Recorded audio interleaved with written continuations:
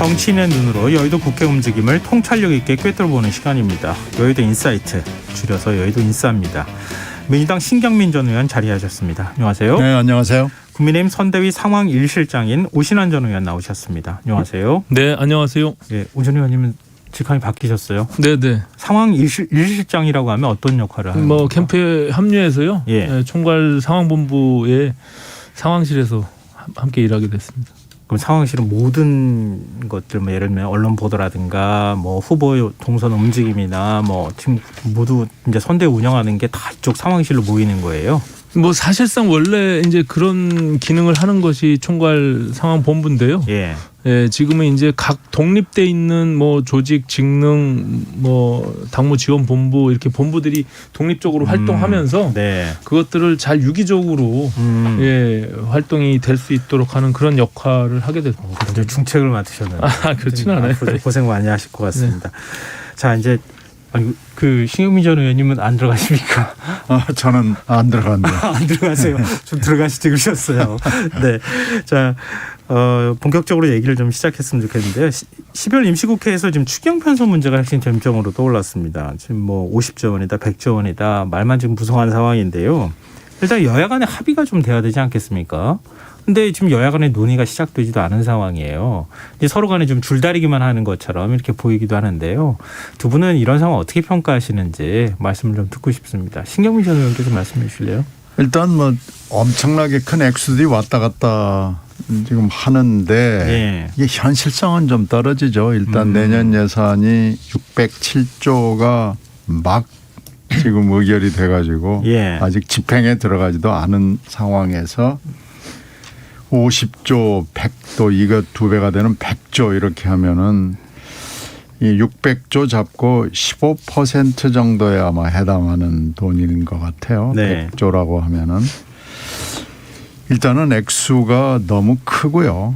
이건 뭐 50조가 됐건 100조가 됐건 지금 현재 갑자기 또 추경을 하자 뭐 이런 여러 가지 것들이 현실성이 좀 없어 보입니다. 이 50조, 100조라는 돈이 얼마나 큰 돈인지는 금방 말씀드린 600조 1년 예산 잡고 예. 600조 중에서 사실은 경직성 예산이 350조거든요. 그러니까 나머지가 한 250조를 가지고 정부가 여러 가지 프로그램을 하는 거죠. 근데 그렇게 따져보면은 100조라는 돈은 정말 큰 돈입니다. 그렇죠. 네, 엄청나게 큰 돈이고요.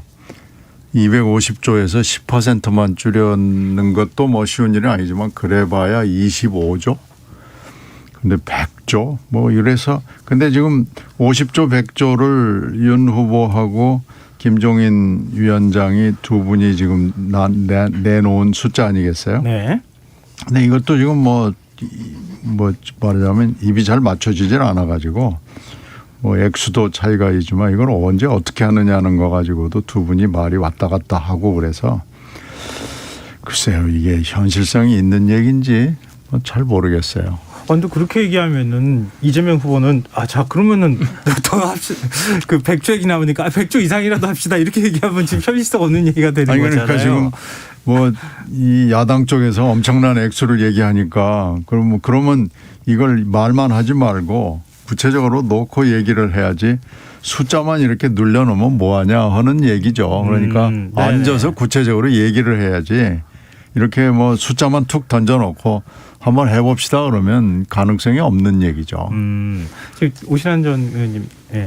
지금 일단 뭐 대선이 코앞에 있는 상태에서 여야가 이 코로나로 인한 국민들의 고통 굉장히 위중한 상황으로 보고 그것을 대응하기 위한 추경 예산에 대해서 논의하는 것은 뭐 필요할 수 있다라고 생각합니다. 다만 그 절차가 있어야겠죠. 지금 여야가 먼저 합의할 것이 아니라 만약에 추경을 하게 된다라면 기본적으로 이것은 법률에 근거해서 정부가 예산을 편성하게 되어 있으니 먼저 정부에서 편성을 내면 그거는 당연히 지금 뭐 윤석열 후보 50조 또 김종인 위원장 100조 뭐 이런 이야기를 했지만 그거에 부합하는 뭐 추경이 된다라면 당연히 저희 입장에서는 찬성을 안 할 수가 없는 거 아니겠습니까? 아니겠습니까? 네. 그렇기 때문에 그것이 기본적인 동의에 깔려 있다라고 보고 네. 이 정부를 설득해서 과연 지금 기재부가 그 정도의 50조 100조에 대한 추경 예산을 편성을 할 수 있을 것이냐 이런 문제가 남아 있는 거잖아요. 네네. 그러니까 이것은 한편으로 보면 정부와 또 여당의 몫이 1차적으로 되고 그 이후에 이미 후보도 그렇고 우리 선대위원장도 이 추경에 대한 필요성 이야기했기 때문에 그 부분에 대해서는 그 서로 기본적인 신뢰를 갖고서 진행을 하면 되는 것이죠. 예. 그럼 지금 이제 오신환 전 의원님께서 절차적인 문제를 말씀하셨어요. 추경은 원래 정부가 짜가지고 내면 국회가 그걸 심사하는 건데 지금 정부안이 없는 상태에서 어떻게 얘기를 하냐. 이재명 후보가 그러면은 정부랑 얘기를 해가지고 추경안을 만들어오면 우리가 같이 심사하겠다. 이거에 대해서 어떻게 보십니까? 아니 그럼 그렇게 하든지요. 그런데 지금 뭐 아무것도 없이 이렇게 막 숫자만 이렇게 해가지고 서로 이렇게 이 핑퐁을 치다가 보면은 이건 정말 말만 하는 거죠. 그리고 지금 뭐 상황은 급한데 또 뭐 한참 야당에서 정리를 하다가 지금 그럼 김종인 위원장 생각대로 갑시다. 뭐 이렇게 지금 정리가 돼가고 있어요. 그러니까 집권 후에 얘기하는 걸로 합시다. 뭐 지금 이렇게 돼가고 있기 때문에. 네. 하여튼 정부 여당 입장에서는 일단은 뭐 하여튼 지금 급하니까 이게 좀 시간이 급하잖아요. 액수도 네, 그렇죠. 중요하지만 네. 시간이 급하기 때문에 그럼 한번 진지하게 앉아서 얘기를 해보자. 뭐 그런 단계죠. 지금 아무것도 구체적인 게 없는 상황에서 액수만 큰 액수들이 이렇게 공중으로 왔다 갔다 하는 것은 바람직해 보이지 않습니다. 그리고 네. 지금 이 50조 100조에 대한 논의의 전제가요. 자영업 소상공인들에 대한 손실보상 문제거든요. 그리고 네네. 저희 국민의힘에서는 이거 소급정이 필요하다라고 하는 부분들이 있기 때문에 예. 이제 그런 것들 때문에 이렇게 굉장히 큰 액수가 나올 수밖에 없는 구조인 거죠. 근데 지금도 손실보상은 7월부터 9월까지인가요? 석 달에 대해서 손실보상을 하긴 했는데 액수가 너무 적다는 말씀이신 거죠? 물론이죠. 그리고 네. 소급 적용이 안 됐죠. 7월 네. 7일부터 그렇죠. 그 9월 이전에는, 말까지 네, 그 그렇죠. 기간을 지금 신청을 받고 있지만 예. 아시다시피 제가 자영업자잖아요. 예. 예, 하우스 카페를 운영하는데 저는 지금 한 달이 넘었는데 신청조차 못 하고 있어요. 왜요? 예, 서버가 불안정하고 다운이 돼서 제가 수십 번 연락하고 그래요? 취했지만 여지까지도 보상이 안 되고 있는 측면이 있고요. 네. 주변에 보상을 받아도 굉장히 작은 액수 10만 원에서 1억 원까지라고 했지만 대부분이 굉장히 낮은 액수들을 받기 때문에 네. 불만들이 오히려 더 커져 있는 상태거든요. 예, 그래서 예. 이게 제대로 된 보상을 좀 하자라는 측면의 의미가 있는 거죠. 예. 근데 신경민 전 의원님 말씀하신 것처럼 그 김종인 총괄 선대위원장 말이 다르고 윤석열 후보 말이 다르고 또 그 사이에서 또 뭐 추경과 관련해서는 이준석 대표하고 또 김병준 상임선대위원장 말이 또 다른 것 같고 김병준 상임선대위원장은 좀 윤석열 후보 쪽 입장에 조금 더 가까운 것 같은데요. 이게 좀 야권에서도 국민의힘 뭐 선대위 주요 직책을 맡은 인사들이나 아니면 후보하고 입장을 좀 정리를 해야 되는 거 아니냐 이런 주장에 대해서는 어떻게 보십니까? 일단은 이제 금액과 시기의 문제에 있어서 약간 조금 다른 것처럼 비춰지는 측면이 있는데요.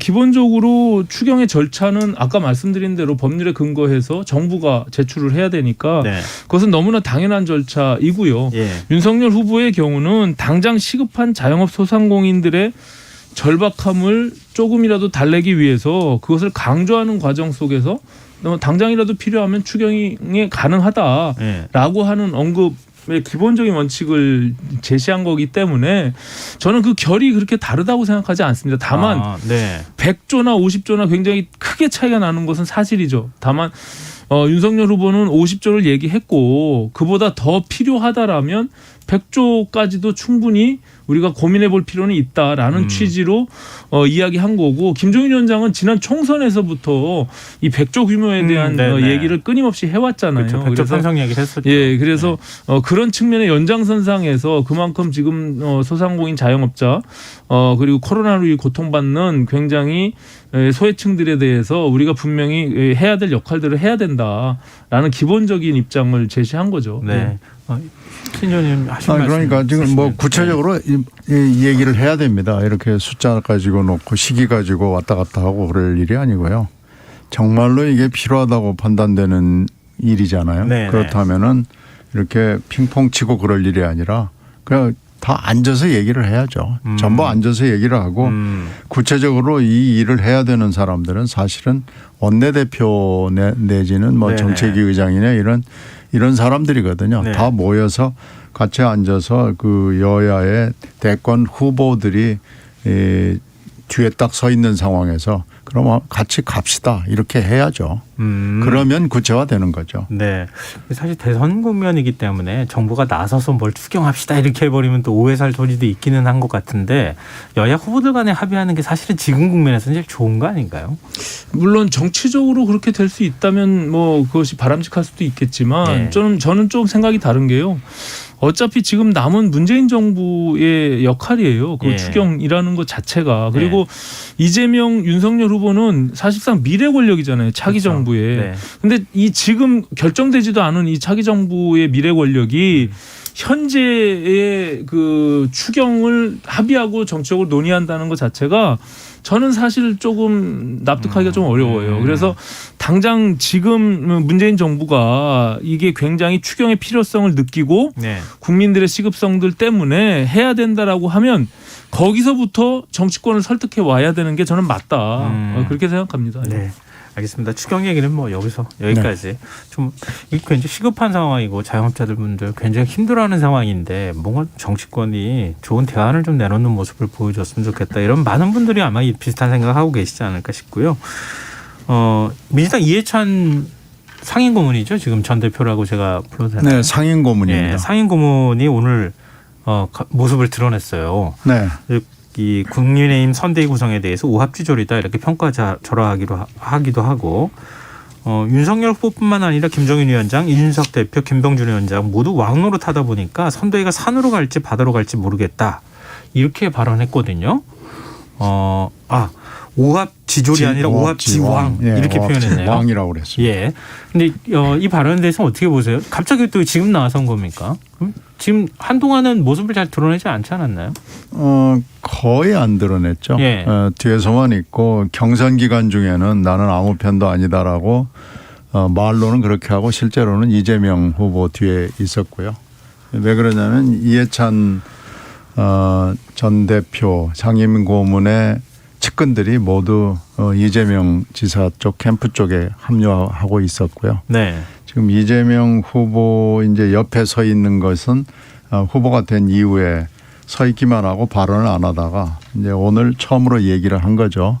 유시민 전 이사장에 뒤이어서 네네. 지금 들어왔는데 이걸 왜 이 시점에 이렇게 계속해서 두 사람이 나란히 잇따라서 나올까 이거에 대해서 많은 사람들이 얘기를 하고 있고요. 네. 저도 뭐 왜 나왔냐 이렇게 물어볼 수는 없는 입장이기 때문에 또 물어본다고 얘기하지는 않을 거고요. 그래서 다 이번에 어떻게 보면 지금 박빙으로 두 후보가 이 후보와 윤 후보가 박빙인 상황에서 예. 이해찬 상임고문이 등판을 할 시점이라고 판단을 했기 때문에 나온 거 아니겠어요? 그래서 오늘 아무래도 그 멘트의 핵심은 상대 당에 대한 평가 뭐 이걸 하기 위해서 나왔다 이렇게 볼 수 있죠. 그러면 좀 가까이서 보시기도 하셨을 테니까 네. 스타일도 알 거 아니겠습니까? 네. 지난번에 이제 유시민 이사장도 한번 이제 라디오 방송에 나와서 뭐 이재명 후보에 대한 입장을 쭉 이제 밝히기도 해서 큰 화제가 됐는데 연이어 이해창 상임고문이 나와서 이렇게 얘기했다는 얘기는 앞으로도 계속 이렇게 얘기를 하거나 뭔가의 역할을 하겠다고 자주는 아니겠죠. 네. 자주 나올 수는 없는 입장이고요. 자주는 아니겠지만 필요하다고 판단이 되면은 등판을 하겠죠. 지금 아마 그렇게 예상을 하고 있습니다. 네. 이해찬 상임고문 발언은 어떻게 보십니까? 오신환 전 의원님은? 일단은 그 윤석열 후보의 경우는 11월 5일 날 당내 후보가 되고 나서 굉장히 컨벤션 효과를 통해서 상당히 지지율이 높이 치솟았고 하지만 지금 다시 조금 이렇게 하락 국면에 있었잖아요. 네. 그러니까 그 확장도 돼봤고 또다시 조금 출렁이는 측면이 있었지만 이재명 후보는 여전히 그 박스권에서 이게 치고 올라가지 못하는 그런 한계가 보여지고 있다라고 생각되거든요. 그렇기 네. 때문에 이제는 뭐 유시민 작가나 아니면 그 이해찬 전 대표나 이런 분들이 등판을 해서 조금이라도 힘을 보태야 되겠다라는 어떤 위기 의식을 갖게 된 것 같고요. 특히 이해찬 대표가 나름 뭐 어쨌든 친문 세력들을 조금 규합하고 네. 힘을 실어줄 수 있는 그래서 조금이라도 시너지를 좀 내고자 하는 의도가 깔려 있는 것이 아닌가 이렇게 보고 있습니다. 특히 이 지금 현재 이재명 후보조차는 굉장히 우클릭하는 여러 가지 노선들을 네. 취하고 있는데 네. 이해찬 대표가 또 왼쪽에서 그것을 땡겨주는 측면도 있기 때문에 네. 그 양면의 어떤 밸런스를 맞추기 위한 하나의 전략적 그런 스탠스가 아닌가 이렇게 해석되는 측면도 있습니다. 예. 근데 신전 의원님께 방금 전에 하나 더 질문 드렸던 것처럼 하나 더 좀 여쭤보고 싶은데요. 후보가 안 보인다 이런 지적에 대해서는 어떻게 생각하세요? 그런 측면이 있습니다. 지금 선대위가 사실상 여러 가지 뭐 내용 속에서 좀 이렇게 통합하면서 예. 특히 김종인, 김병준, 이준석 그리고 김한길까지 예. 이렇게 좀 과거에 이렇게 본인 스스로도 굉장히 네임밸류가 있는 이런 거물급 정치인들이 같이 합류했잖아요. 네. 그러니까 자기들 스스로가 굉장히 빅마우스 역할들을 하고 있기 때문에 네. 또 상대적으로 윤석열 후보가 검찰총장 그만두고 이 대선에 뛰어든 그 시간이 짧은 시간들 때문에 이런 것들이 후보가 본인의 캐릭터를 정확하게 보여주지 못하는 측면이 분명히 있죠. 그래서 그것들을 좀 상쇄해 가면서 예. 선대위가 좀 안정적으로 가면 저는 오히려 이제 그걸 통해서 어느 시점에 윤석열 후보가 드러나는 좋은 효과가 날 수도 있다 이렇게 생각하고 있습니다. 예. 지금은 그렇지만 네. 조금 있으면 이제 달라질 것이다 이렇게 말씀해 주셨는데 차츰 안정화되고 정리가 될 것이다 저는 이렇게 생각합니다. 그 후보 유세 일정과 관련해서 좀 여쭤보고 싶은데요. 네. 지금 민주당 이재명 후보 대구 경북 순회 경선을 이제 오늘 마무리하지 않았습니까? 네, 네. 메타버스 이제 타고 네. 그 호남 일정과 동일한 3박 4일 일정을 할애했고 또 그렇죠. 가서 이제 발언한 것도 이른바 전두환 공가 평가와 관련돼 있는 발언 이런 것들이 좀 논란이 되고 있기도 해요. 전체적으로 일단 TK 지역의 메타버스 일정에 대해서 어떻게 평가하십니까? 일단은 고향이니까요. 예. 이 후보로서는 고향에 일단 공을 들여야 될 필요가 있고요. 그리고 지금 대구 경북 출신 후보는 민주당으로서는 지금 처음이죠. 예. 그런 여러 가지 의미를 가지고 있고요. 그래서 대구 경북에다가 공을 들여야 될 필요성이 분명히 있고요. 30%라는 벽을 지지도를 깨야 된다. 그걸 획득을 해야 된다라는 어떻게 말하자면 임무 비슷한 게 있는 거죠. 미션입니다. TK 지역에서 네, 30%. TK 지역에서 30%라는 것은 네. 민주당으로서는 대단한 겁니다. 그래서 지금 그것에 방점이 찍혀 있는 거고요.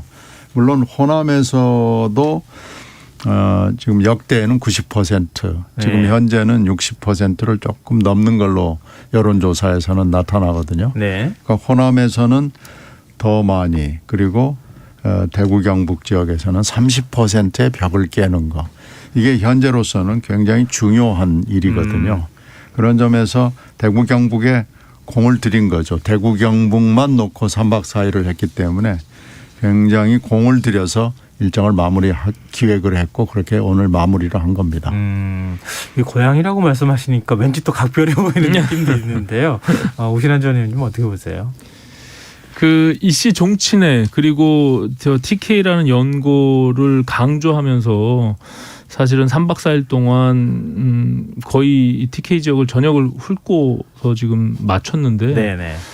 그 과정에서 저는 그 이재명 후보가 던진 그 메시지가 네.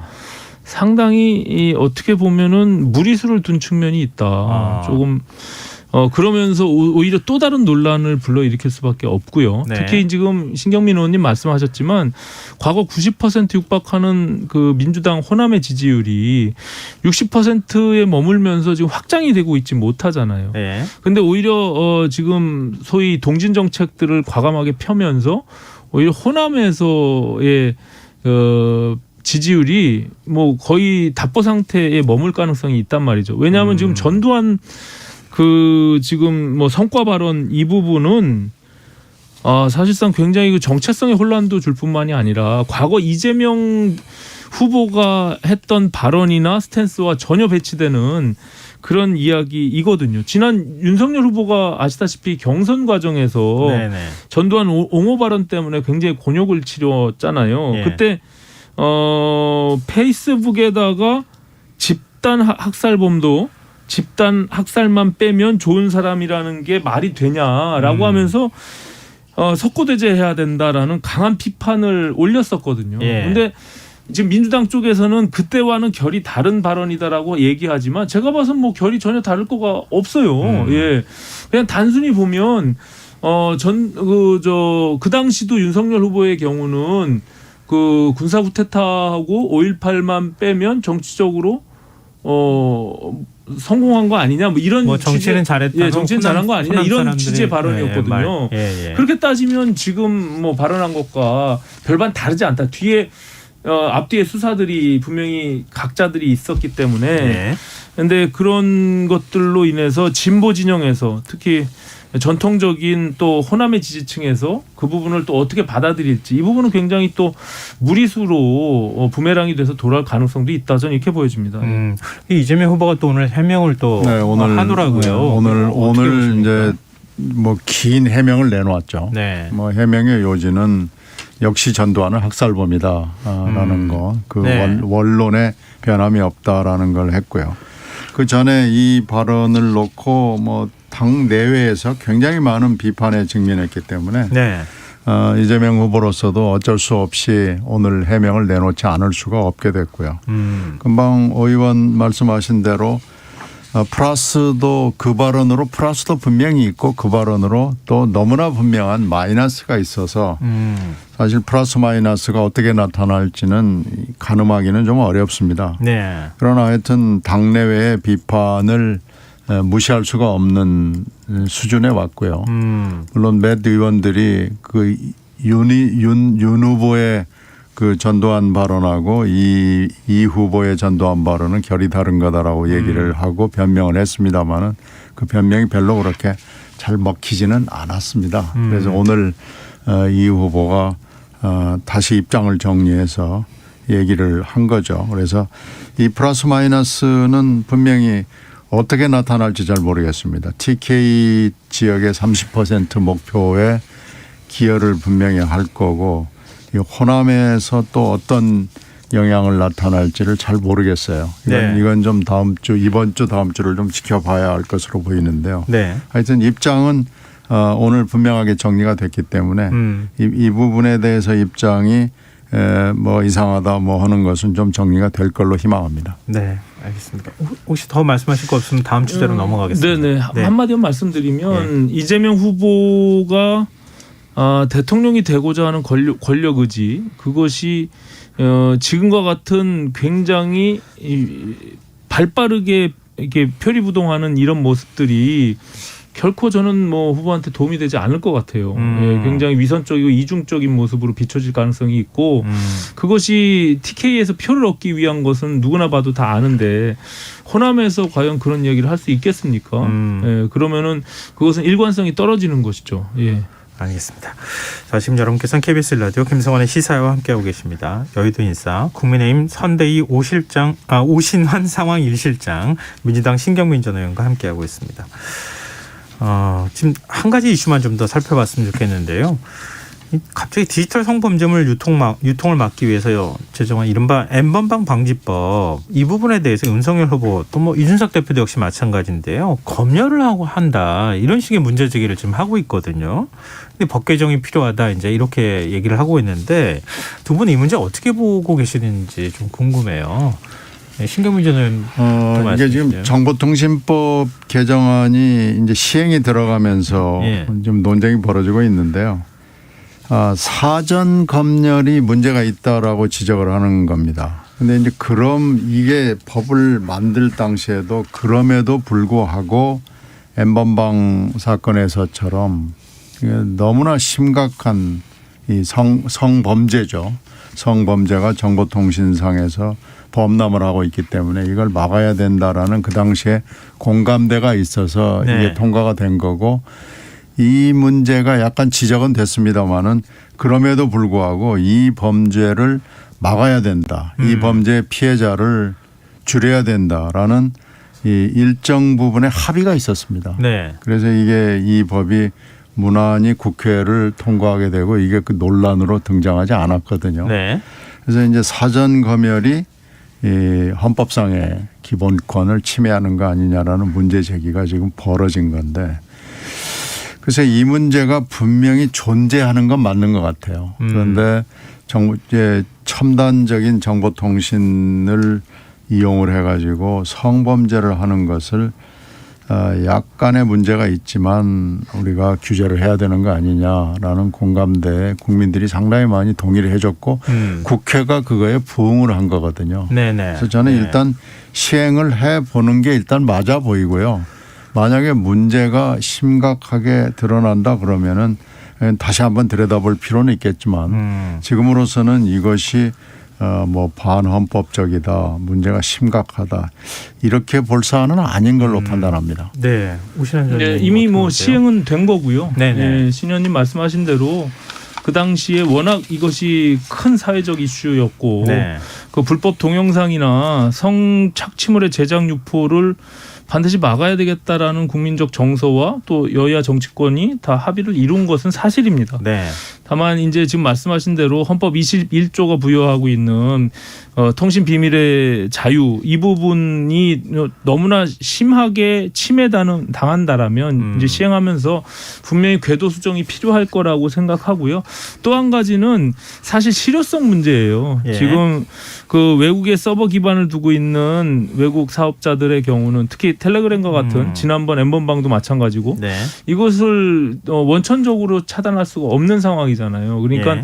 이제 그런 것들 포함해서 오히려 우리가 효과적으로 성착취물에 대한 제작 유포를 막을 수 있는 더 좋은 방법이 무엇이 있는지도 찾으면서 그리고 지금 말씀드린 그런 어떤 통신 비밀의 자유들도 보장하는 네. 그런 방향으로 또다시 한번 논의가 필요하지 않을까 저는 이렇게 생각합니다. 네, 알겠습니다. 오늘 여의도 인사 여기서 마쳐야겠습니다. 지금까지 민주당 신경민 전 의원, 오신환 국민의힘 선대위 상황일실장 두 분과 함께했습니다. 말씀 고맙습니다.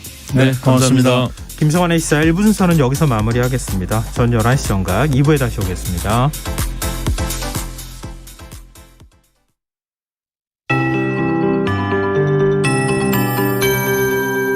KBS 58분 날씨. 현재 전국이 대체로 맑은 날씨를 보이고 있지만 수도권 일부와 서해안, 제주도 지역 구름이 많거나 흐린 날씨입니다. 밤사이 서해상에 있는 구름대가 들어오면서 내일 새벽에